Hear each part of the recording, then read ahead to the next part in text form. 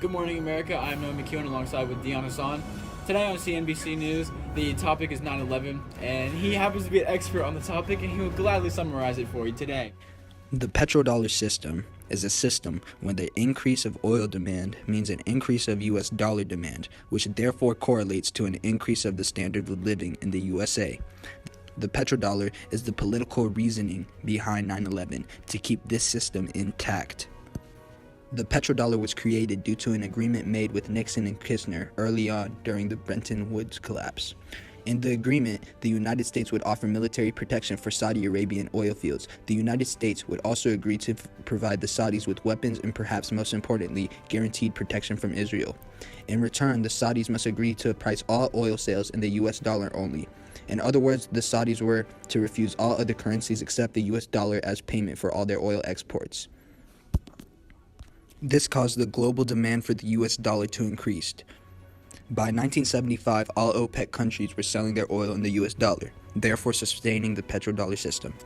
In other terms, the petrodollar was a literal monopoly for the United States of America. But in the late 2000s, Iraq started selling their oil in euros. This put the petrodollar system at risk, and it also gave an incentive for the United States to invade the Middle East, not for a war on terror, but for a war on oil. The attacks of 9/11 were fed to the public and gave us a reason to invade the Middle East. The government knew that the public would not support a war on oil, but they would support a war on terror. This shows that the government will kill its own citizens to achieve a political agenda. There's even more evidence seen when you look at Operation Northwoods, a government document declassified in 1997 and written in 1962 during the Cuban Missile Crisis. Operation Northwoods was basically a plan of false flag attacks that the United States government would commit. This involved the sinking of Cuban refugees at high seas, hijacking planes, blowing up a U.S. ship, and even orchestrating violent terrorism in U.S. cities. It shows that the government is capable of committing these atrocities and that they've thought of it before. Thank you, Dion Hassan. Now we're going to go out to the field with Charity Tillman. Live, this is Charity Tillman. We're here to get the word on the street. Excuse me, sir. How do you feel about learning all this information? I mean, people are going crazy everywhere. I can't believe this! I can see a lot of people are not reacting well. A lot of people are freaking out. Wait, what is that? The government, they're killing their own citizens, man! Come on, bro! This is getting too dangerous to stay out here. Back to you, Noah.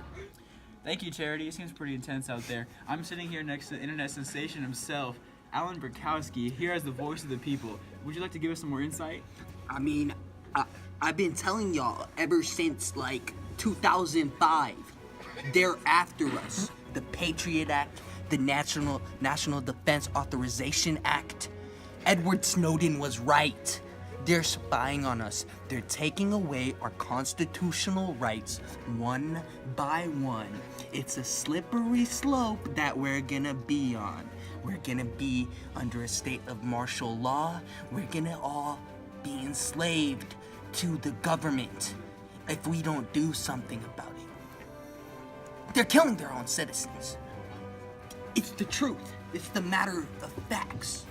It's been presented to us. But the question is, what are we gonna do with that information? Right. You know what I'm saying? Yeah, bro? no, I get it. I totally get it. I don't know what we're gonna do. There's so much hysteria out on the streets. I just don't know what, as a nation, what we can do to prevent that. I mean, it's a violation of our Fourth Amendment rights, man. Against search and seizure. They're searching us when they're spying on us. It's absurd to me. It's absurd. It's mind-boggling what they're doing to us. Mm-hmm. And well, that's it for our insight with Alan Burkowski. So thank you for tuning in to today's episode of CNBC News. Make sure to tune in next time. I'm Noah McEwen, signing off.